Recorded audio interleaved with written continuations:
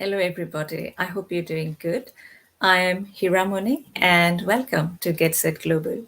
Today's show, as you know from the title, it's about um, fitness and nutrition. Sounds good, right? I mean, who doesn't want to be fit? Maybe for different reasons, like, someone wanting to lose weight, or maybe, wanting to tone up, or for improving health or improving performance, but for all great reasons. Over the last couple of years, fitness industry has evolved. There are a wealth of information out there, but there is a side effect to that. More information means sometimes more confusion. Shall I be doing cardio training, or is resistance training good for me? Or what about yoga? I mean, there are questions. And there is the other side, the nutrition side. We know that, no, we can't outtrain a bad diet. So knowing what our body needs, what we need to feed our body is equally important. But there are questions there too. Is carbohydrate bad for me? How much protein do I need? Shall I become a vegan? Questions there. Um, Also, let's be honest, most of us start the fitness journey with a purpose to look good externally. When was the last time we did a workout that was for inner self? We will talk about that too. My panel of guests today, they have been in the fitness industry for years. They are fully qualified, fully trained. Trainers and practitioners in their fields. They have been training people to be fit, showing robust results. And today's show is about offering practical tips, practical ideas that you can take away and apply in your daily life. Sounds good, right? Today's show doesn't have an SMS connection as such, but it is for anybody who wants to know about fitness and nutrition. And I have got the best people on board, so let's take advantage of that. Let's go. So, my first guest today is Eddie Johnson. Eddie, can you see us well? Yeah, I can see you. Okay, I think there is a bit of a network issue. But anyways, I can't see you very well somehow. Um, but okay, that's better. That's better. That's better. Okay, Eddie, I will introduce you anyways and see by then hopefully the network gets better. So Eddie is a personal trainer, training people for many, many years, probably about 20 years. Yes. And then, showing transformational results. And one of the, I think, things about Eddie is that people who train with Eddie once, they train for life. So, that's his specialty. I'll come to Eddie, but, I'm a little bit gutted that we can't see you very well. We can hear you, but let's see. Let me bring the other guest as well. My second guest. See myself. Sorry. See you and I can see myself. My next guest is Pascal Goswami. Hello, Bhaskar. Good to see you. Hi. Bhaskar is a senior yoga and meditation teacher. He's an acclaimed speaker. And he's from Assam, but he lives in Montreal in Canada. So he has joined us from Canada today. He's the co-founder of Buddhi. It's an organization which offers wellness, genuine wellness to people in homes, in schools, in businesses, and care home centers. Before that, he was an engineer. He has done his master's degree in electronic engineering from University of Nottingham, England. We have lots to talk about yoga and meditation. But before that, my next guest is Sandi. Hi, Sandi. Lovely to see you, and thank you so much for joining in. Sandi is a junior running coach. So she helps growing children to become better at running. She is also a runner herself. So we have lots to talk about running with Sandi. Um, my next guest is Garrett Sinclair. Hi, Garrett. Good to Hi, see you. Hi hi, there. and you? Garrett is also a personal trainer. He is an award winning ex gym manager. He has said something very interesting to me. He has trained, I think, over 20 clients who are from India. And you have got something interesting, some interesting observation about people's lifestyles who have come from India to work in the UK. So I'm very keen to know about that. But let me bring my last guest to the panel. And my last guest is Shannon. Hello, Shannon. Hello. Lovely to see you here. So Shannon is a Vinyasa flow yoga expert, as well as she specializes in kids yoga. Um, and she is the co-founder of Yoga Tonic England. And this is a family business that she runs with her husband and her son. So thank you so much to all of you for joining, and for giving your Sunday afternoon. It's a big thing. So thank you so much. I think we can see Eddie much better now. So Eddie, I'll start with you. So fitness, I mean, I think people are aware about it now. They know, about its benefits, its importance. But because there are so much of information, like I said before, people sometimes get a bit, kind of confused, especially for beginners. What type of training is good for me? Shall I do cardio? Shall I do weight training? And there are so many classes now, like, circuits training, spinning. So there is no end to it. And I think for beginners, especially, it can be daunting. So I want to hear from you as a personal trainer.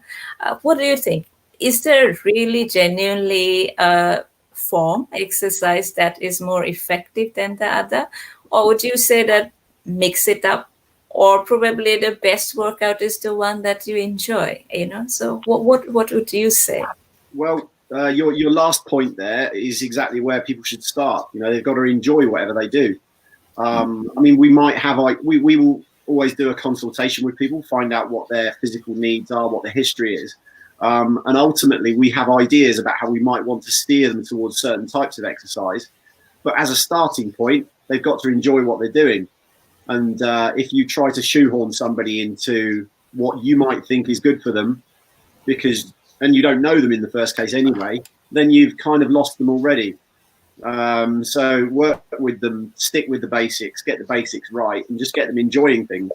The World Health Organization kind of state that we should be exercising for between 3 to 4 times a week for at least 20 to 30 minutes. So that is kind of like a base level at a mild sweat. And that's kind of like a base level that whatever they're doing, I would like to get them to that point, even if it's just having a little walk, a swim, a bike ride, very light weights, and just get them enjoying whatever they're doing, and hopefully spending time with a trainer if they're using one, or using the gym effectively and in a nice straightforward way, but not complicated.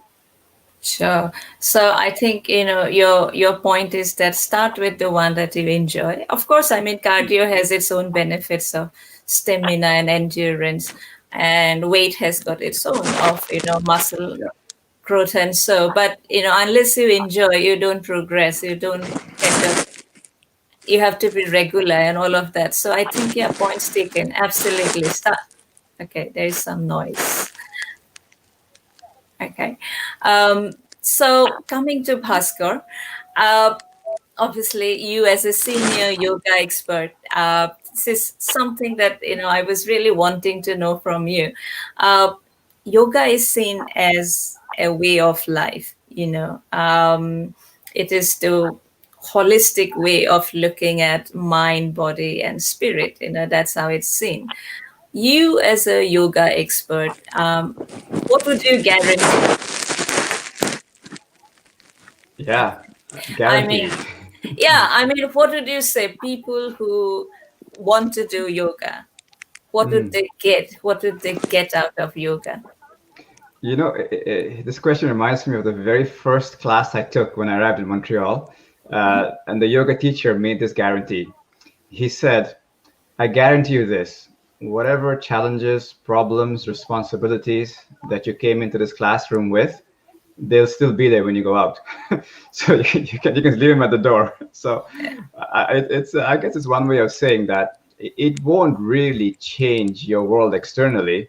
It just changes your perception of it and how you arrive in situations. Sure. So it's not that life becomes a summer song and a sweet breeze. It's just your approach to it changes a little bit. At a very gross level, I would certainly guarantee that if yoga is being taught properly and practiced properly, you should feel more easeful in the body. You should breathe a little bit better, a certain sense of calmness in the mind. But this to me is just a prerequisite. It's not really even yoga yet. It's just setting the scene. It's like the airplane on the runway. If you really follow it all the way along, the yoga promises full-on self-realization. The method is really to know thyself, very deeply. So it's the science of self-awareness explored thoroughly at its highest level. Sure. Yeah. No, I couldn't agree more to that, because I think yoga almost brings you back to the essence of life, isn't it? When we are stressed with work and studies and whatever, it Mm. tells us to go back to those, like you said, okay, Mm. what is important in life, and that brings, I think, some calmness and balance and all that. So whether you do Mm. yoga or not, that is something everyone should follow, I suppose. So Well, yeah. yeah. I mean, yoga is particular in that it does make that very distinct hypothesis in that this practice is specifically about calming the mind. And then goes on to say, when you calm the mind, you see things as they really are. So it has that factor. It has this, I would say, aspect of deep introspection. Yeah, I like that a lot. Yeah, I'll come back to with more questions, Bhaskar. Coming to Sandy. So Sandy, you are obviously a running coach for juniors. I'll come to that. You can hear me, right, Sandy? I'm Can you hear me? Yeah, I can hear you not very really. well. No, I'm struggling. You're breaking up. Okay, You're all breaking up. right, You're all breaking up. okay. Uh, we can hear you. So if I ask you, would you be able to just listen? Yeah. I mean, even if you pick up a little bit, because we can hear you very well. No? Oh, you can hear me well. That's fine. I'll try. I'll try Yeah. and pick up what you're saying then, and come back Okay. to you. Perfect. So Okay. I wanted to, yeah, let's try that. So I wanted to know this. We do hear from runners quite a lot that they have issues like injury, like they get joint pains, they get knee pain and all that, because of running. And the sad part is some of them quit running because of the pain and all sorts. So I, as a running coach from you, want to know, what would you tell to people who kind of get issues like running pain and stuff like that, so they can go back to running? What would be your advice? Okay. So, in terms of well, there are differences between what we call niggles and actual injuries, and a lot of our juniors, um, in terms of junior runners, a lot of the time we have to try and distinguish the difference between an actual injury, and often one of the main causes of pain in juniors Mm-hmm. is growing pain. It's a massive issue when our runners reach around, when they get into their early to mid teens, um, they suddenly develop quite a lot of pain around the knee area, and we try and establish contact with parents and carers to see whether there's a pattern to the pain, whether it's to do with running, whether it's to do, just generally. Um, Once that's established, I suppose if you do establish an injury, sustain an injury, which means you have to stop running, The most important thing is to try and keep up your fitness and strength. So the advice would be to rest from running, but to carry on with other forms of fitness and endurance. So we recommend they do a lot of strength work, a lot of stretching, Pilates, yoga, and also something that we try and encourage them to do is to maintain as much endurance as possible, because remember, these are young people, so they're not going to lose it a lot. Yeah. They'll come back to it a lot quicker than those of us who are older.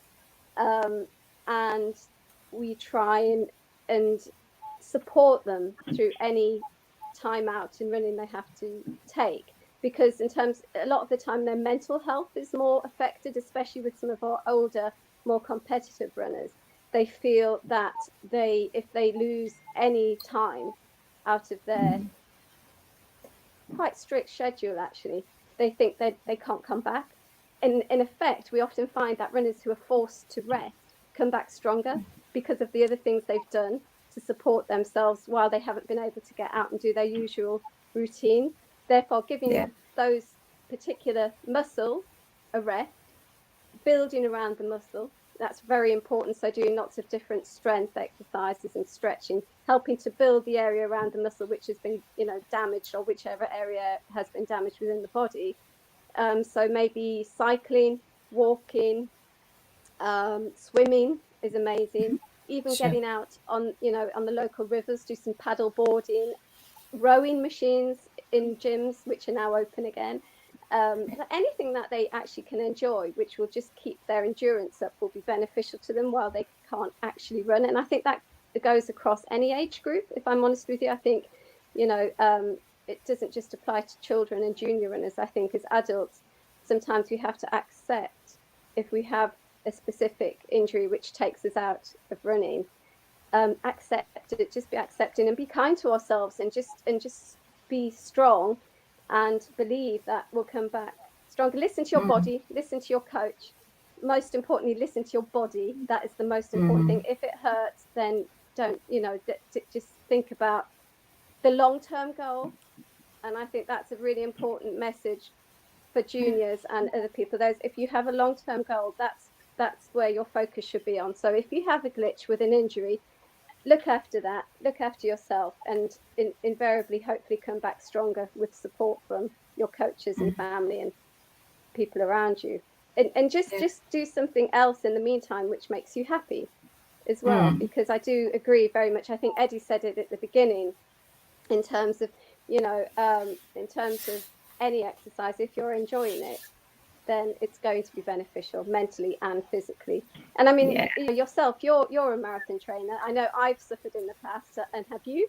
How have you coped with that? Yes, I mean, like you said, I mean, I do a fair bit of running myself as well. And I do more when I'm training for marathon, but otherwise as well. And I, like you said, I have had injuries. I have had pain. I still get pain. I think some of the things that people can do that work for me or for others as well, you take a short break when the pain comes, don't go back to running. Sometimes when you go back to running, you can get the pain again. That's the time I think, it's a good time to probably go to the doctor. They may probably put you into physiotherapist. Physiotherapy is a good session as well to try out. But I also know people who has given break up to 6 months from running, up to a year. And when they go back to running, they go back stronger, faster. So if you give a break, that doesn't mean you can't go back to running. It doesn't work like that. But what I would say that if you are taking break from running, don't take break from exercise. Like you said, keep strengthening your muscles. Glutes and core, these muscles are so important for runners. So, constantly keep working on them. Like you mentioned, rowing, cycling, all of these are great cardio exercises. Keep doing them. I use foam rolls as well to relax my muscles. That seem to help. I think my last two, points will be that if somebody asks me, why, what I can do to get rid of pain, I would say that keep doing more running, because that's the only way you can, you can make the muscle stronger. So that's what, I would say. And I would also say that people who are seasoned runners, they get pain as well. It's just they learn to work around it because they have trained their body to run while still paining. So I think that's what probably I would say. But thank you anyways for asking, Sandi. I'll come back to Garrett now. So No. I hope you can hear me, Sandi. I know it's tricky. I know, and I will pick up on that point. And one of actually during lockdown, one of my sons who's a runner, he did take, let's say, a slightly more relaxed attitude to his training, and I'll pick up on that point, because as a result of that, he was having some pain around his knee, and actually I think we realized it was due to lack of activity. So he hadn't been using the muscle. So when he went back into it, full swing, full throttle, and not surprisingly it hurt. But now it's gone. Suddenly that pain has gone, because his body has remembered what it's supposed to do. Oh, I remember what I have to do here. The fluid is working around it. Everything's, and he doesn't mention it. So yeah, I agree. Thank you. Yeah, nice one.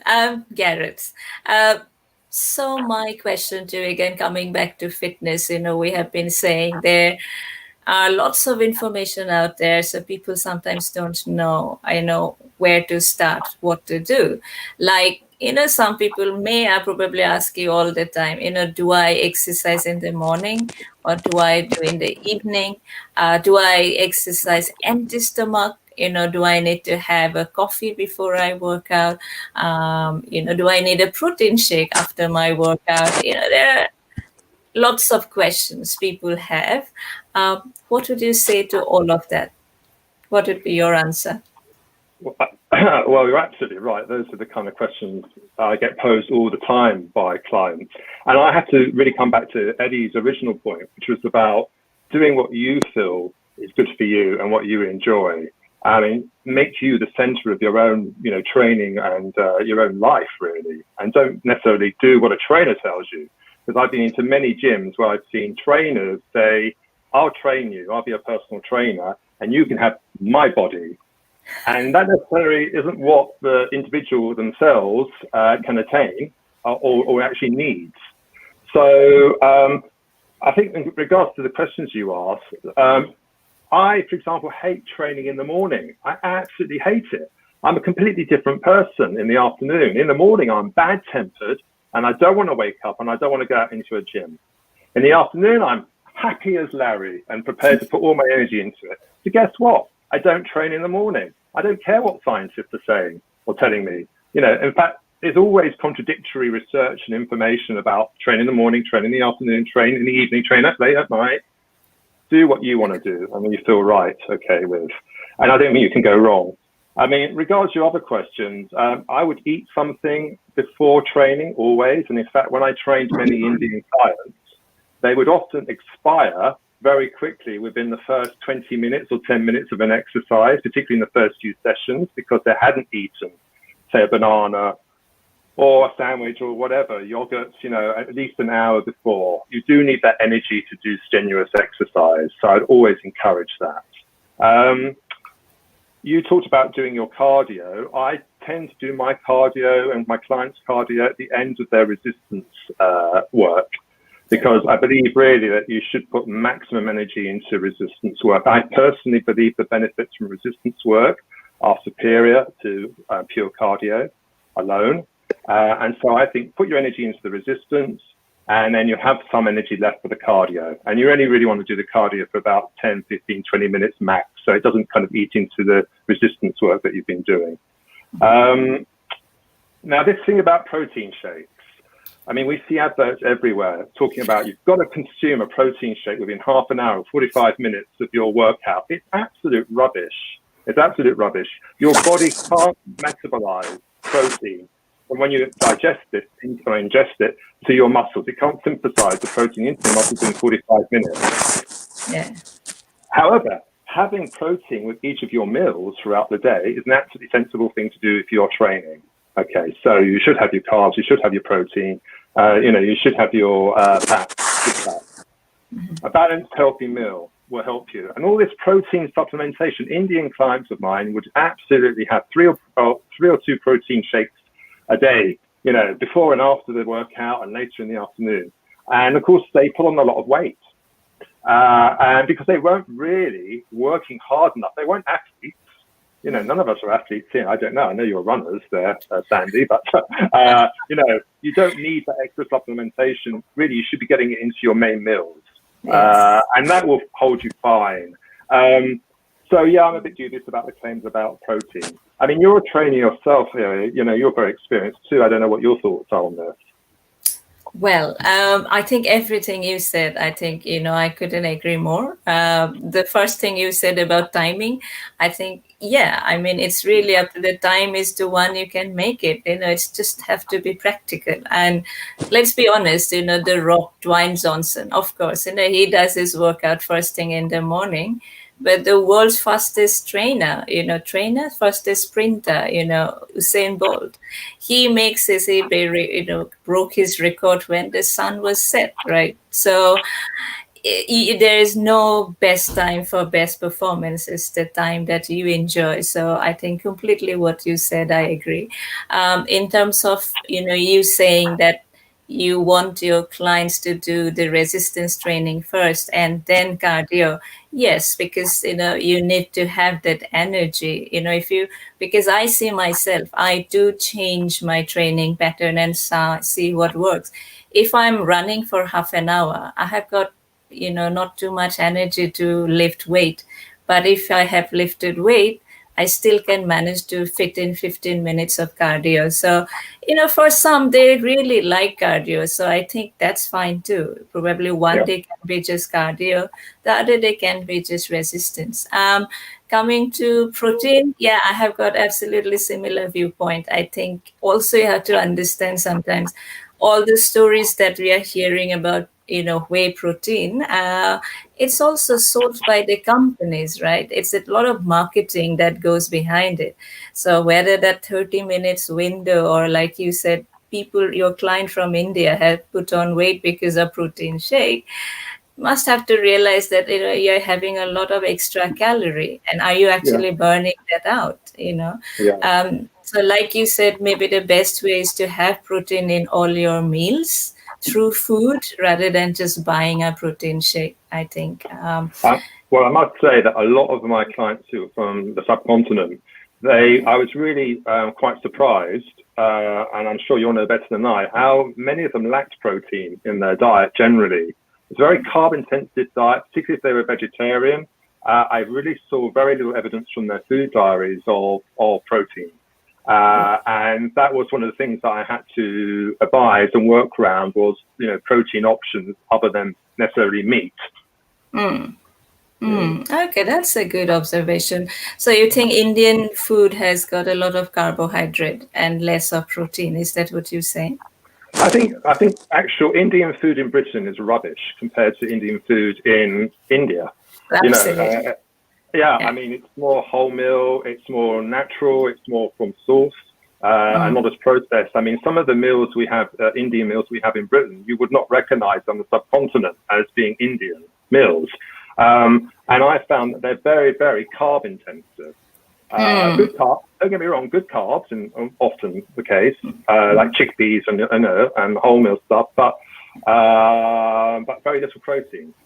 Yeah, it's coming from you. I'm very happy to hear that, because sometimes when you're in India, you almost feel that the food the Western world is eating is far better, without realizing the local food is the food to go for, So Definitely. I'm glad you picked that up. Coming to Shannon. So Shannon is, like I said, Vinyasa flow yoga expert. So my question to you is this.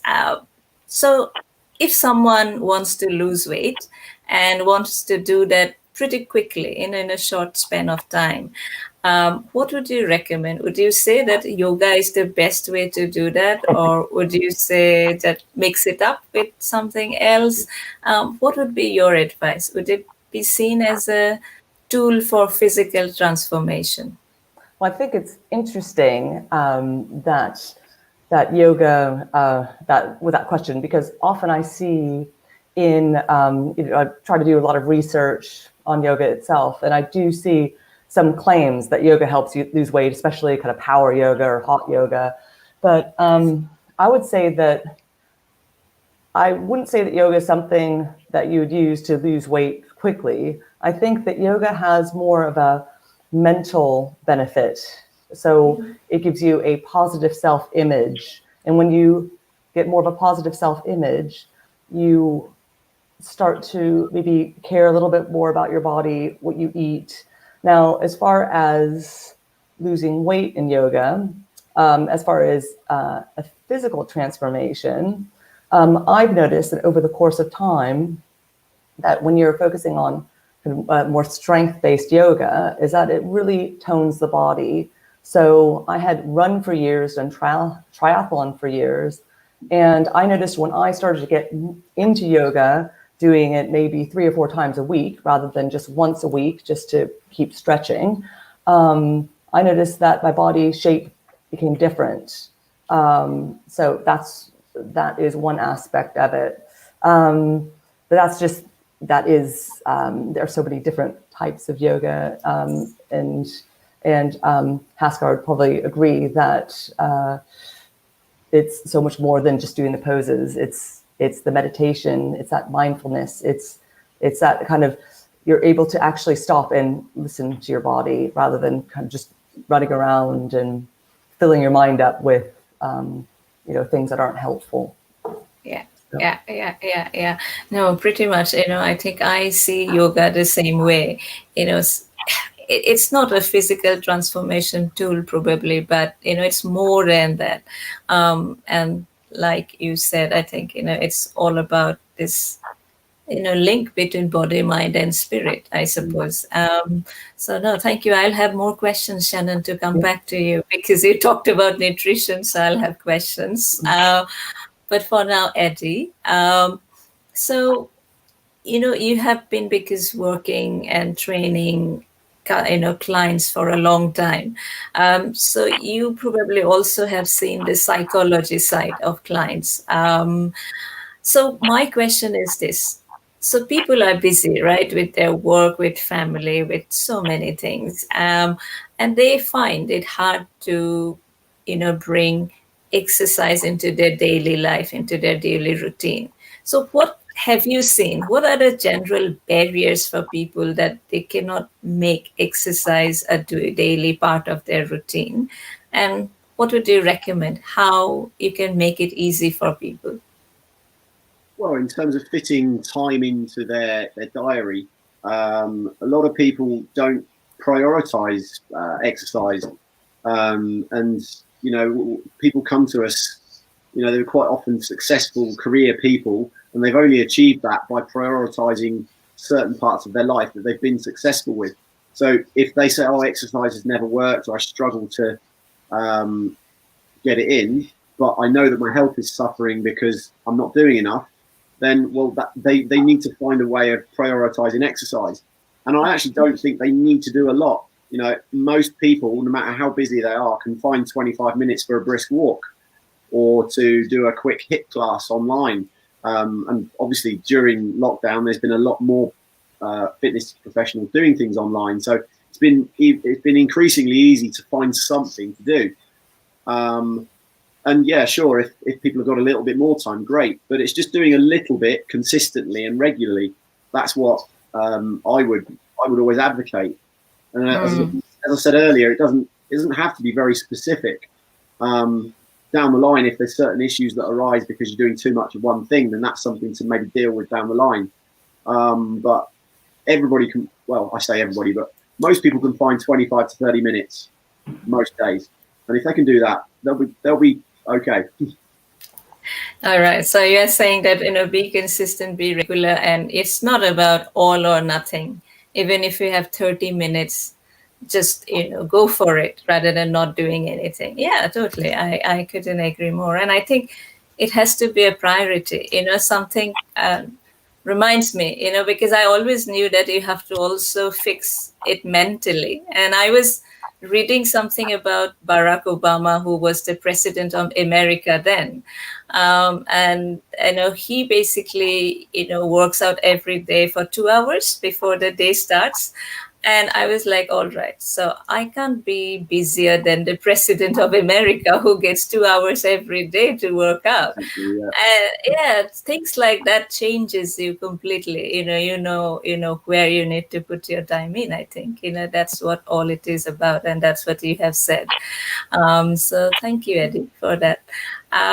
Coming to Bhaskar. So Bhaskar, um, you come from Assam and you have got an Indian origin as well. And we know that yoga was originated in India. It has always been, about this philosophy was always there, the spirituality. It's a part of Indian culture and history.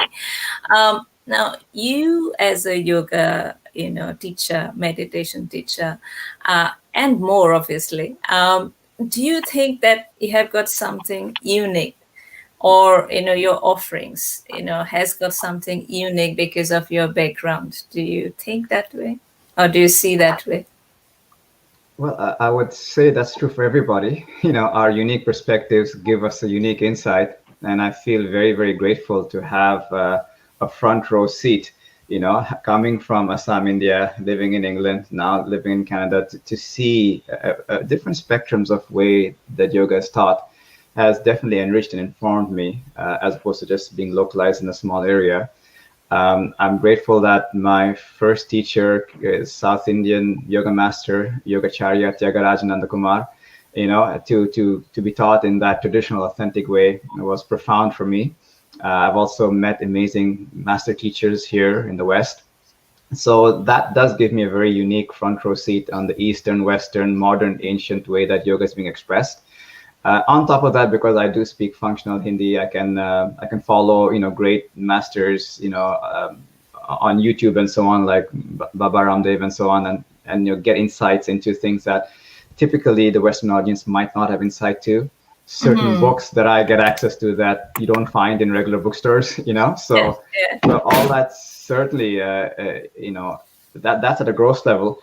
At a subtle level as well, for me, it's one of those things. You see, there's things get handed down. Certain people have carpentry in their lineage, and they're excellent carpenters just naturally, or gardeners, or piano players, or whatever it might be. And for me, yoga just came very naturally to me. It felt like a fish in water, and all the philosophies and ideas. It really, to me, felt like remembering. So I don't know if it's because of my Indian background or not. It's just something that just really feels very natural. And also the fact that I'm an engineer, I think, is another thing that really helps me a lot, because I'm genuinely fascinated by this mind-body system, this amazing machine I call I. So, and I find yoga was a wonderful tool for me to explore this mind-body system and to express it in a very logical, secular, rational kind of a way, which lends itself to greater engagement for me and my clients. All right. Yeah. So there's lots, isn't it? Obviously, that Indian background maybe, but then you have got the Western background as well. You learn from people, and then your engineering background. I didn't think about that, how that can also have an impact. But yeah, great to hear all of that, and how yoga has been transforming as well, because I remember how yoga used to be when I was growing up, and now yoga has got so many different forms, like in fact Shannon was saying so many, like power yoga, Bikram yoga. We didn't know about them years back, so, and it used to take years to become a yoga teacher, and now things are changing, but I think it's for better. Probably. Sandi, you can hear me now, right? Sandi, can you hear me? You're bitmapped, but I'm kind of picking up the pieces. All right. Okay. I'll ask anyways and see if you can hear me. So you as a junior running coach, helping kids become a better runner. My question is, do you think that running is actually one of the best physical, exercise for growing children. If that's the case, why you think so? Is running like one of the best forms for growing children? Can you hear? So, so is running. So is running a good exercise for growing children? Was that right? Is that what you asked me? Yes. Is running a good Yes. exercise for growing children? And if so, why? Right. Sorry. Yes. Well, any exercise is good for anyone as long as they're happy and they're enjoying it. But in terms of running, I think it's been proven for a long time that that lovely happy hormone kicks in as soon as we get outside and start running. So, it increases your endorphins. I know from a personal point of view, I can get up in the morning and not want to run, but force myself to get my training shoes on and get out there and come back a completely different human being. I can be a bear before I run and a puppy when I get back. And it's just because of that time to get out and think. So if I can put that into perspective in terms of juniors. So there are lots of times when children, it's been proven to help children to sleep. Well, it's good for their sleeping pattern. It's good for their concentration if they can get out and do some running. Children, particularly at times of stress, for example, when they're doing, when they're doing exams, just to get them away from that focus, that very single-minded part of their life, which can become all-encompassing for some children, Sure. for whatever reason. If they can just grab some running shoes and get out for 10, 20 minutes, whatever it takes, just to take them outside and then give them time to free their mind and just have some time to think and rebalance, and then come back to their studying when they've had a break. And I just think it, in all, there are the obvious reasons, the aerobic part of it. So healthy heart, healthy lifestyle. Yes. Yes, the honest answer is, it's not the only thing that is going to help, but it's what I do. So I'm going to say yes. And, and I also think that, it's something you can do with very little preparation. You don't need a lot of money to run. You can get a half decent pair of running shoes. So it's there it's very accessible. And I think that's a really positive thing. You've got a half decent pair of running shoes and you can get out and do it and feel the benefits of exercise. And you see improvement. Running can be a little bit mean sometimes because it can trick you, can't it? It can make you, sometimes you think you're getting somewhere and then you might hit a wall and feel you're not, but actually it does forgive you. And especially with juniors, you see strength happening, you see improvement in strength happening relatively quickly, actually, and that's a positive self-image for them. They feel good about themselves. So yes, the honest answer is yes, I do think it's good. And I think it's good for lots of reasons. Sure. Improving concentration at school, giving them a better self-image, giving them goals to aim for, helping sleep at night, and just, the happy hormones, your endorphins as well. And a lot of teenagers really need that kind of support, to help them through what can be quite difficult times, actually. No, totally. Like, No, it does. It does answer your question, only if you can hear me, obviously. But I think, absolutely. Like any sports is good for children. Like all the benefits you said, plus time management. I think they learn time management. I only feel that for growing children, it shouldn't be about how much distance they are covering or how fast they are going. It should be about kind of developing and enjoying that. And also I think, like, if your child is under 9, they shouldn't be running more than 3 kilometers. If they are 11 to 13, they shouldn't be running more than 10 kilometers. So, distance also matters. You don't want to overtrain your children. I think that's something, to keep in mind as well. But everything you said, totally. No, it's why Uh, it's really important to have age-related sessions. So, we yeah. wouldn't expect our under 11s to train anything like our under 17s. They're not comparable, No. but they do struggle and they do compare themselves to those older Well, runners, and they that's do like to think that they, so it's about that's pulling them back sometimes, and yeah. again, reminding them it's a long-term goal, and your body, Yeah. and and Yeah. just making it fun, and Yeah. they Yeah. definitely Yeah. shouldn't train the same. No, I think it's for the parents as well to keep in mind that your child doesn't need to overtrain. Just run. Great. Garrett, uh, because we are talking now nutrition as well. So my question is this: people who want to lose weight quickly, calorie in, calorie out. That's quite a popular concept, and it's straightforward, right? I mean, you burn more calories than how much you are putting in your body. So that's all fine.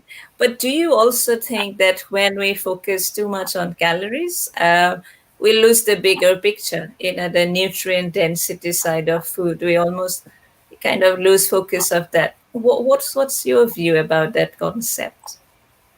I think it's a really complex concept, actually, a calorie in, calorie out, because it used to be the idea that what you ate and what you expended was the basic fundamental equation for losing weight. But now scientists are now rethinking that. Research I've seen recently has suggested that that isn't necessarily straightforward for many individuals with very, very different body types and metabolic rates.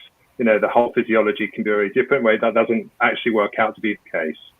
But I think from my experience, it's a truism to say that, obviously if you're eating a lot more, and particularly if you're eating badly, and you're not really moving, it doesn't have to be gym exercise. It can be just being generally active and being functional in your life. Then that makes a big difference. I mean, a calorie is a calorie. It's often stated. It's just not true. I mean, a calorie in, say, I don't know, a French fry is going to be very different from a calorie in a broccoli. One is going to be packed with micronutrients and vitamins that actually support the hormonal and the other systems in your body. And one is simply going to add fat, or, it's just going to be an empty calorie, as it's called. And it's not going to be doing your body any particular good. So I say don't obsess about calories. I have so many clients, particularly women clients, and some from India, who immediately as they meet me, they go onto the scales.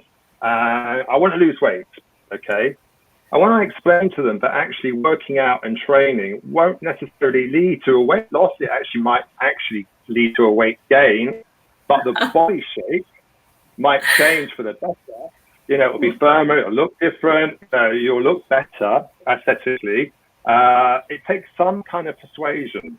And so I often, what I do is, I don't know if Eddie does this as a trainer, but I will look at their body fat content, so I'll get them on some scales that measure body fat percentage, and not just on how much they're going to lose in terms of weight.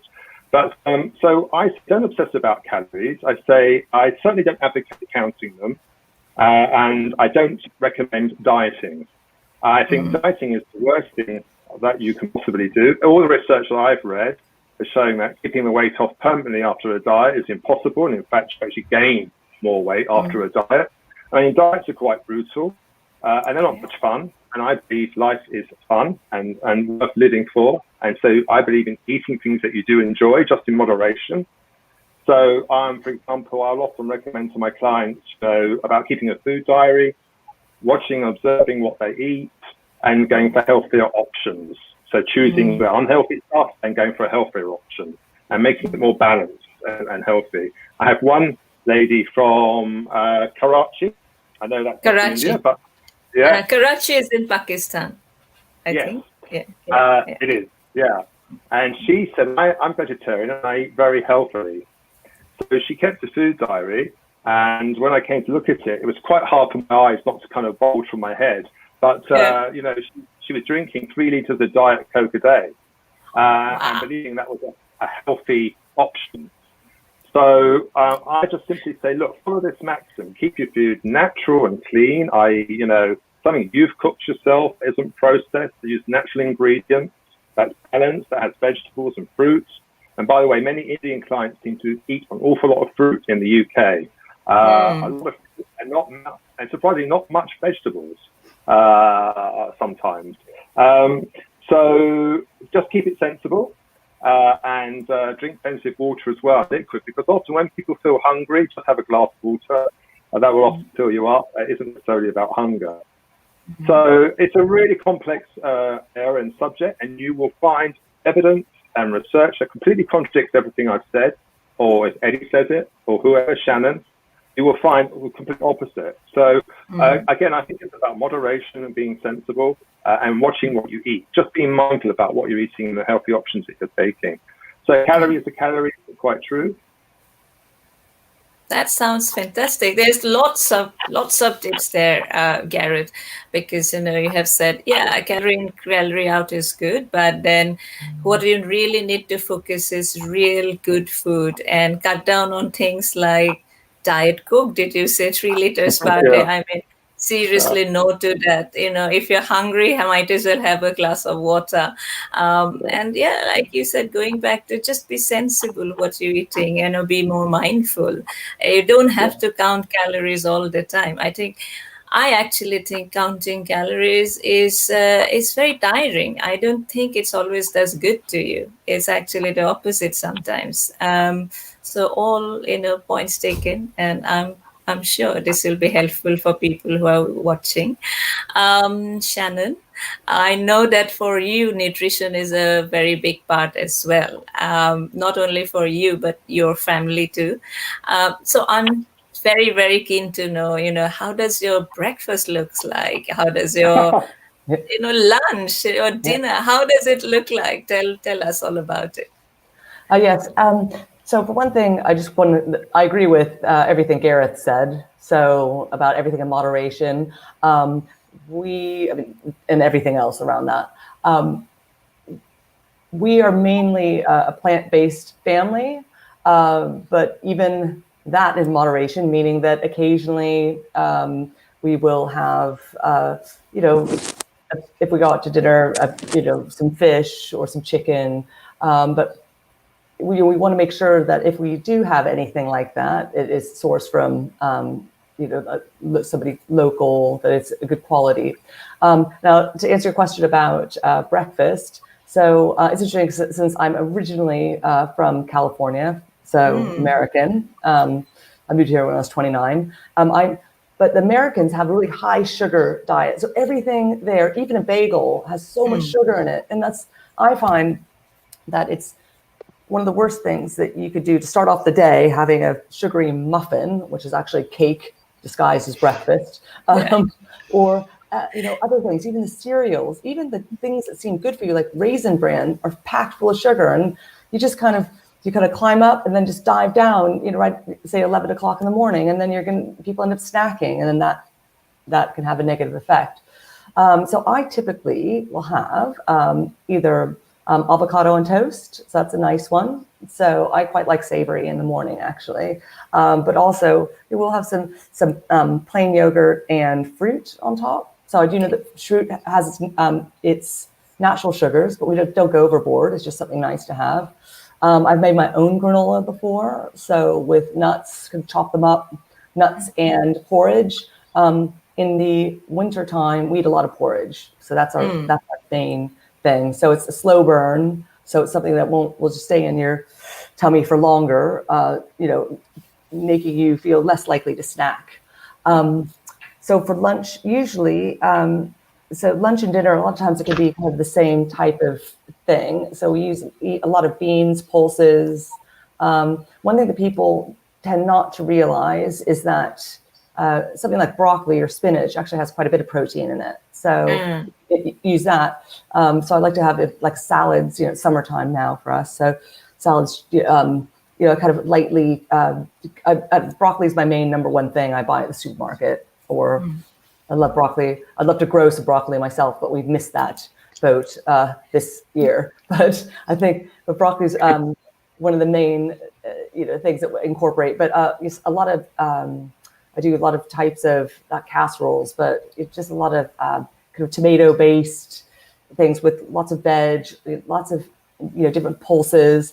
Like to do curries, lentils, a lot of different types of things like that. So, that's and that's then really the occasional treat. Yeah.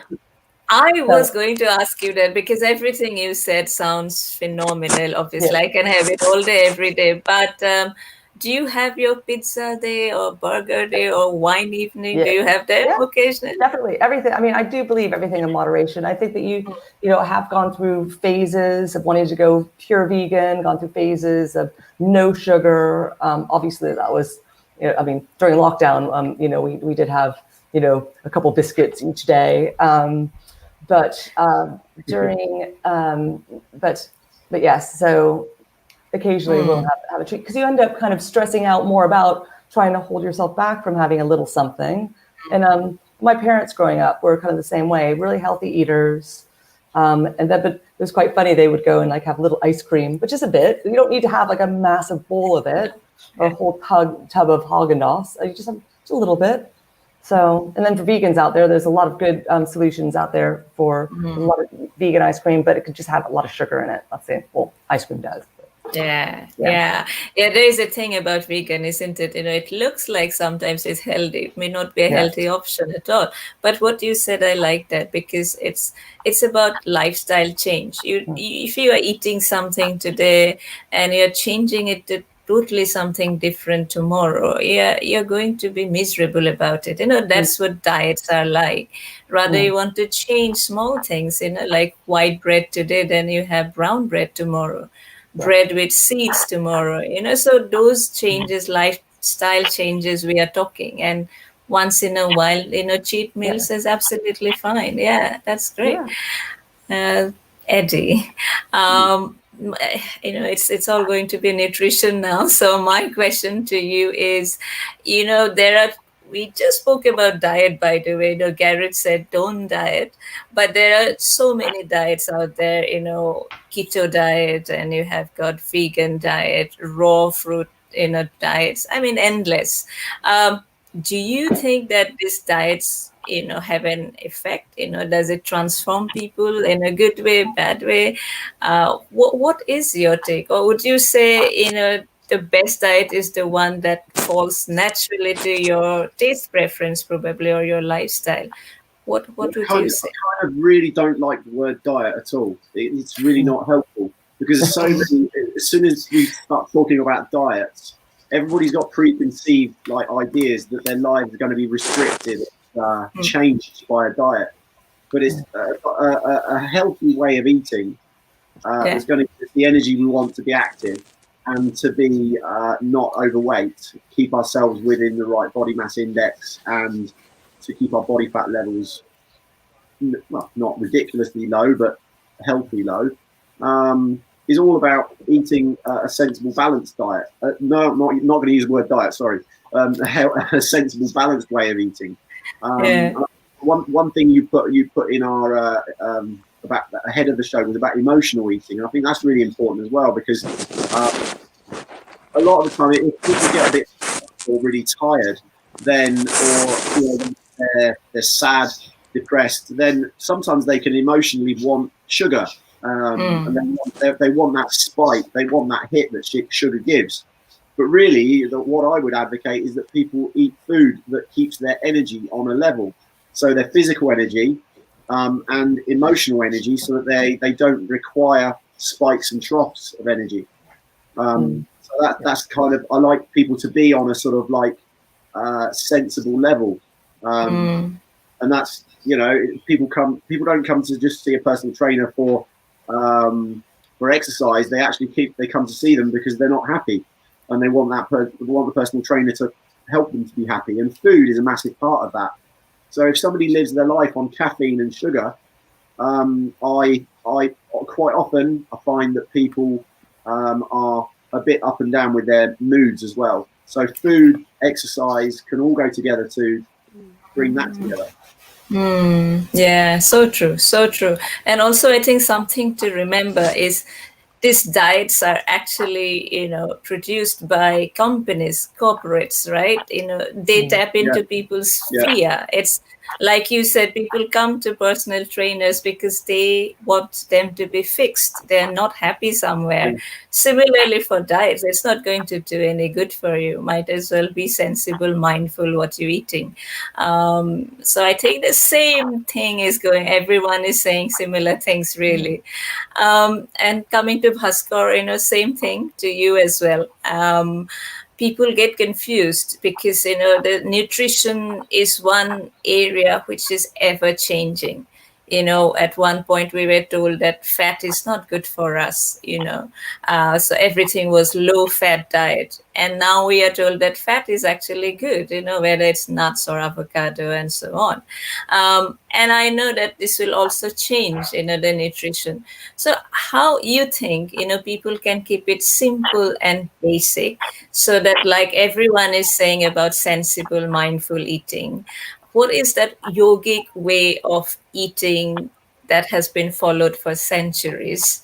What did you say? How can they keep it very simple yet healthy? Well, you've all summed it up. There's nothing much to add to that. We've become so disconnected and so intellectual, and that's the thing. Intellectual concepts of even breakfast, lunch, dinner. It's an intellectual concept. No fox or deer or a bird. It's time for breakfast. It's time for me to have lunch.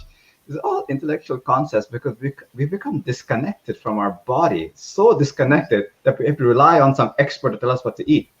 There is a room for nutritionists and dietitians and so on, not to take that away. But what about the option of really connecting with what actually is happening when you consume that food? What are the sensations in your mouth? Very often the food is shouting at you and you don't even realize it with too much sugar or too much salt. But we're so disconnected.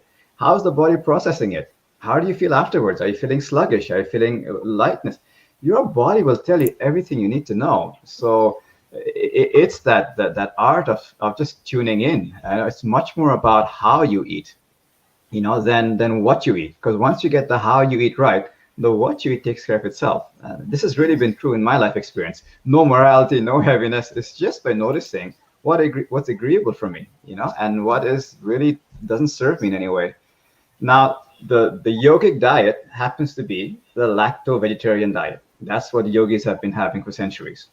And it so happens that diet agrees with me. It's just my genetic makeup is very comfortable with that. It just so happens to be that kid.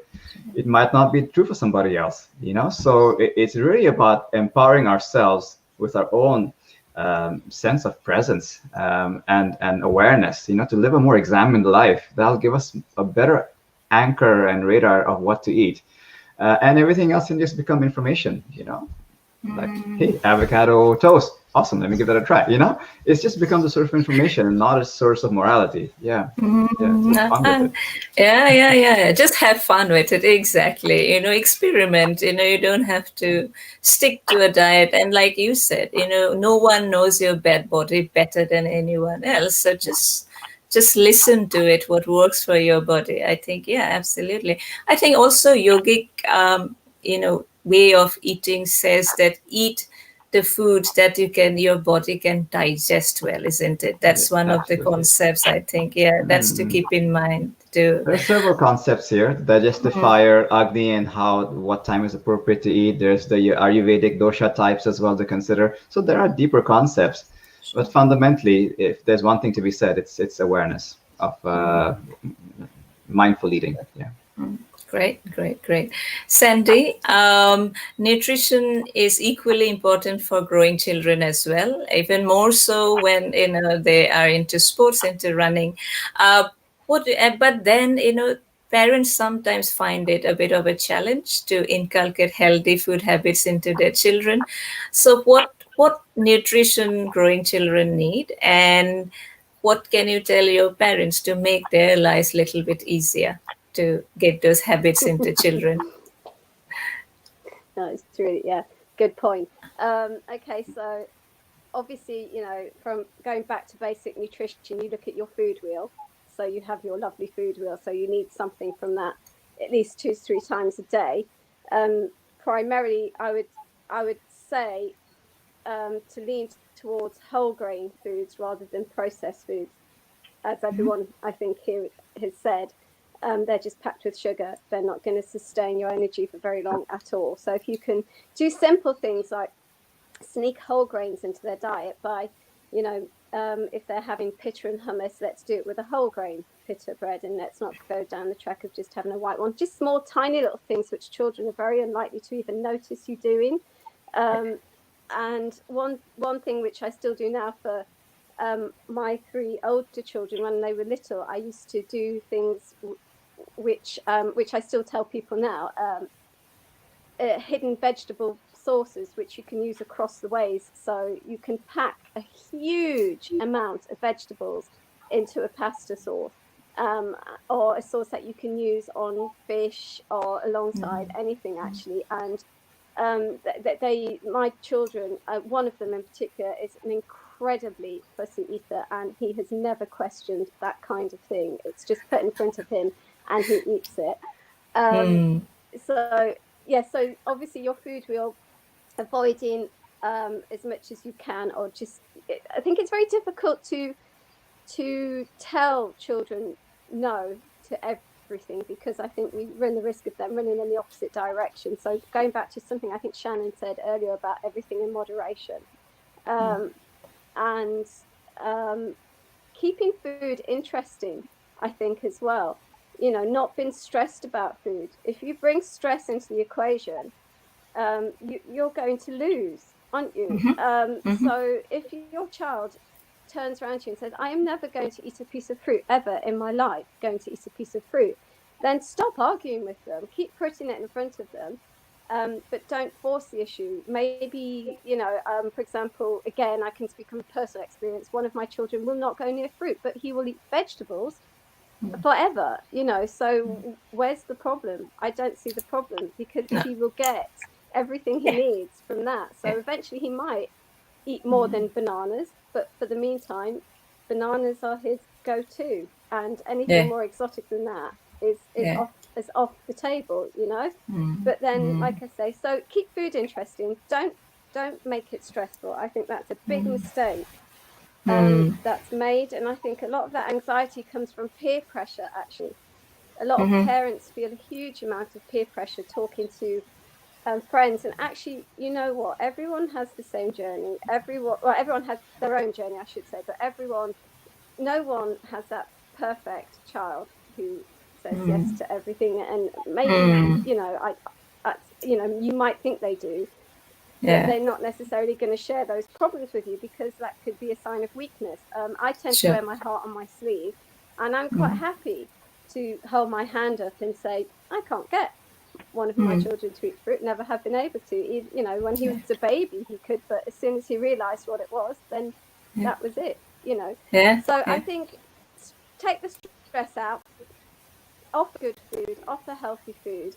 We tend to eat vegetarian food quite a lot in our family, and we tend to eat lots of beans and pulses.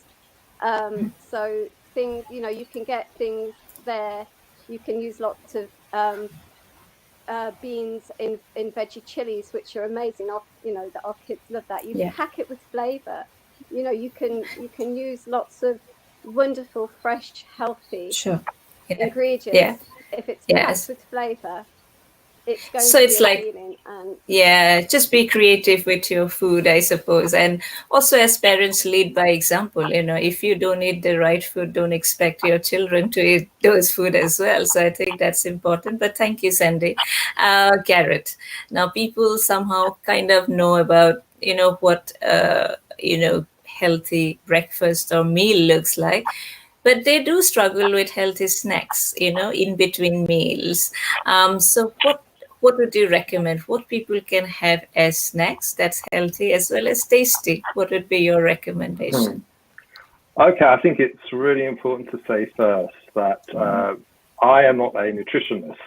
I'm just an experienced personal trainer who has an interest in nutrition. So when you hear a personal trainer talking to a client, laying down the law about what's right, what's wrong with nutrition and diets and the whole lot, please take it with a pinch of salt, because they're actually not allowed or qualified to be able to give such specific advice in terms of like this is what you should eat on a daily basis. They can give general advice. So what I say has a health warning with it. Okay, I'm sure some nutritionists might be watching, going, "What the hell is he talking about?" Okay, but this is my view. Certainly, I mean, if you go now, I was in a supermarket yesterday. I was going down the aisles. It was healthy snacks, and I looked at these healthy snacks, and they're all kind of like cereal bars and biscuits. Okay, so they're man-made and processed. They all claim to have low fat and no sugar, okay, or low sugar. The fat actually gives a taste, and so does sugar. So I looked at the sugar content, and most of them had plus 20 grams of sugar in them. And really, ideally, they should be below 8 grams of sugar in a healthy snack. So I stay away from those kind of products, okay? And what I advise my clients to have snacks, well, first of all, I ask them, why are you having a snack? Why do you feel the need for a snack? Sure. Is it boredom? Is it a mental reason? Is that, at work you're bored? Or is it because you've had an unhealthy lunch and you've got a crash and you need something to pick you up? To have a look at the reason why. And often, as I said before, I might recommend they have a glass of water instead. But if they're insistent, no, I want a snack, okay, I might suggest nuts every other day, just a handful, Greek yogurt, maybe with some fruit on top, oat cakes, we have here, we also have rice cakes. Fruit in moderation, because I see many people thinking eating a lot of fruit is very healthy, but we know that it's full of sugar, even though it's natural sugar and it's a better sugar than refined sugar. Nonetheless, fruit really shouldn't make up, according to my nutritionist friend, more than 20% of your daily diet. I think, as some other speakers, they keep it simple. Yeah. I like it because nuts, because you can carry wherever you are, at work, in the train, in the bus, you can carry it. It's just brilliant. And also because, we are also talking to listeners in India. There is something called, chickpeas and sprouts and coconut. We call it butanma. And it's available everywhere. People can have it as snack because it's like the best thing you can eat. It's full of nutrition. They have we have in Assam some really exotic fruits like star fruit, which is a superfood. In India, it's like in backyard of every house. So it's called kordoi in Assam. People should look at having those local fruits, local food, which are so good for them. So, but nuts, you said yogurt, they're fantastic as well. Shannon, about yoga, people who want to be good at yoga and get some health benefit out of it, what would you recommend? Should they do 4 to 5 days minimum, or can they do every day? Is there do's and don'ts of yoga? What would you say? I would say it just really depends on the time that you have that you want to spend. So there's no kind of wrong timing. Obviously the more frequently, the better. So some people might choose, they might be really time poor and they might just want to do just 10, 15 minutes of yoga a day. And so whether they can just do like a short sequence, there's a lot of available videos on the internet they can do, or they can follow their own sequences once they get used to that. That's the pose part of it. There's also the meditational side as well. And meditation is something that is important to do every day, actually, if you can take that time. So as far as it's also very easy. When I did my teacher training, years ago, I was doing too much of it. So I was trying to do what I was required for the course, but I was also trying to I still like going to other classes, and I just need to slow down a bit. I was doing too much. So that you can do too much of a good thing as well. So just trying to find what works for you. But the do's and don'ts, I would say, do find a yoga teacher and style that you like. So you kind of look around. So not every teacher or style suits you. Another thing is, just do listen to your body. That's a whole, I find that what I get out of it, most I get a chance to stop and really listen, because we're up here most of the time. Our mind is swirling around. We're not listening to what our body's saying. So those are quite important. And the main thing not to do is to look around if you're in a class, or look on Instagram, whatever it might be, Facebook, and see all these amazing people doing these really strong, hard poses, and don't compare yourself to them. It's not competitive. You just do what feels good for you. Yeah, it's your journey. Yeah, beautiful. Because we're running out of time, really we are, but I quickly wanted to ask a very quick question, quick answer. So Eddie, if I have to say 5 top exercises people can do from home, what would those 5 exercises be? You know what? A lot of people say, "Oh, Eddie, what's the magical exercise that's going to make things work?" I kind of cringe a little bit, but a lot of people say, "How can I lose weight most quickly? What's the best thing to lose weight really quickly?" I say, "Go on a walking holiday for a week." But if it's something for at home, I would say first of all, start moving. Simple. Because a lot of people, especially during lockdown, just haven't moved enough. So that's the first thing. And then, I've got 3 things left, haven't I? Okay. Yes. if you're putting me on the spot, then I'll give you 3 more things. Okay. Squats, press ups, and we're thinking minimal equipment here, so plank. Okay, so I'm just saying it for you, repeating it. Spend 20 minutes rotating around those 3 exercises, doing 10 repetitions for 20 minutes. Okay, get you. So either it's perfect. So either go for a walking holiday, get moving, plank, you said press ups and squats. Beautiful. Yeah. All right, thank you. Bhaskar, 5 yoga asanas that you would recommend anybody if they want to improve their health. Super. Well, Eddie, first of all, totally online with you. The fitness those are excellent movements. For yoga, ones that I go to as a default, I love the downward dog, the Ardha Mukha Svalasana. It's excellent tonic for the nervous system, the inverted V sort of shape. Okay. I'm also a big fan of this the seated double-legged forward bend, Paschimottanasana it's called. Excellent for any kind of lower back pain and also stiffness in the back of the legs. The counter posture is called the Cobra Pose or Bhujangasana. Wonderful for strengthening the back muscles, opening chest muscles, opening up the lungs. These are my go-tos every day. I'm also a big fan of the reclined spinal twists when you're lying on your back and twisting the spine. It really relieves the spine, so the energy flows a lot better. The Supta Matsyendrasana. And the 5th one I go for would probably be, let's have a look. Probably a hip opener, like a pigeon pose, Okay. That's a very good one. So it's basically you lie down and you lean forward just to mobilize the hips. So these are like my go-to 5. As a bonus, I would put in, for those who are able to, the headstand. Shirsasana is amazing. That's hard. I'm a big fan of that. And not to shortchange Shavasana, the relaxation. Bhaskar, you are now showing off. You are showing off. It's not everybody's job now. So those who are ready for that. The headstand is wonderful. Wow, that's brilliant. But I think people can get them on YouTube if they want to see how it's performed. So brilliant. So to summarize, it's a downward dog, the seated forward bend, the Cobra Pose, the spinal twist, and the hip openers. Okay, brilliant. Great, thank you. Sandi, what are the 5 food items I will see in your fridge and why? Oh. Can you hear me? Wow. Okay, we what do we 5 food. In the fridge? Avocado.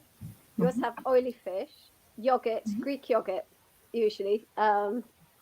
We always have Greek yogurt, oily fish, avocados, eggs. Cheese, naughty cheese. And we always have lemons and limes, and obviously all fruit. And that's more than 5. Okay, that's yeah. cool because it has covered, fat, but protein, everything. So that's good. Garrett, what would be your 5 top tips for weight loss? Keep a food diary, number one. See what you're actually putting in your mouth. Don't believe you think you know until you actually see it in black and white. Keep yourself active, number two. So, run for that bus, climb those stairs, go for that walk during your lunch break. Just keep being functional, keep moving. Place number three, a more of emphasis on resistance work as opposed to just steady state cardio. Particularly lockdown, I've just seen hundreds and hundreds and hundreds of runners in parks, and that's good that they're moving, but actually they're not really paying much attention to their muscles and resistance work generally. So I'd really encourage them to do that. Do a HIIT class, so maybe 1 or 2 a week. Of course, yoga, but HIIT class as well would be very good. And finally, employ me as your PT, and I guarantee to get your weight off. So, I like that.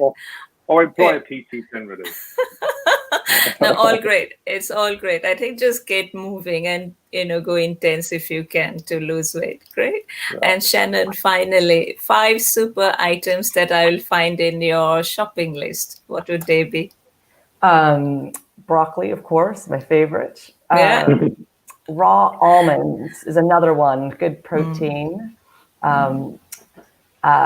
Blueberries is another one. Vitamin C. Sweet potato, especially, but eating it with the skins on, that keeps it that slow burning. How do you make it? How do you make it? Do you in many different forms? I roast it. I steam it. So I mash it. I put it in pasta sauces, curries, everything. I love it. It's good filler. And then beetroot. So it's good for muscle recovery. I think it's really good.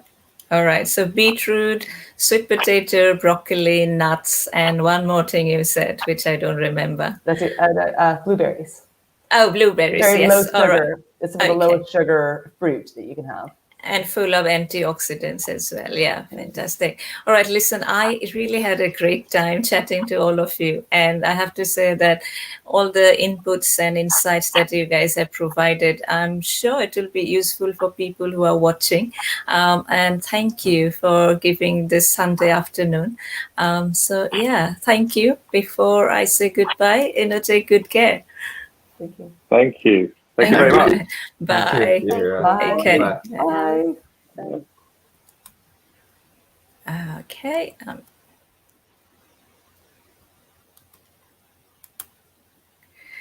So that brings us to the end of today's show. And like I said before, this show will be about practical tips and advice. And I thought, we had full of them today in abundance. So as you could hear, fitness is really not about looking great externally, but it's about, falling in love with the idea of taking care of yourself, being mindful about what you do, how you do, what you eat, that's what it is. And I truly, truly hope and wish that you have a very healthy and, happy life. And with that, thank you for watching today's show. And thank you to the Sentinel as well for offering this platform where we can discuss, topics like this. And have a good week. Stay blessed. And I'll see you very soon. Goodbye.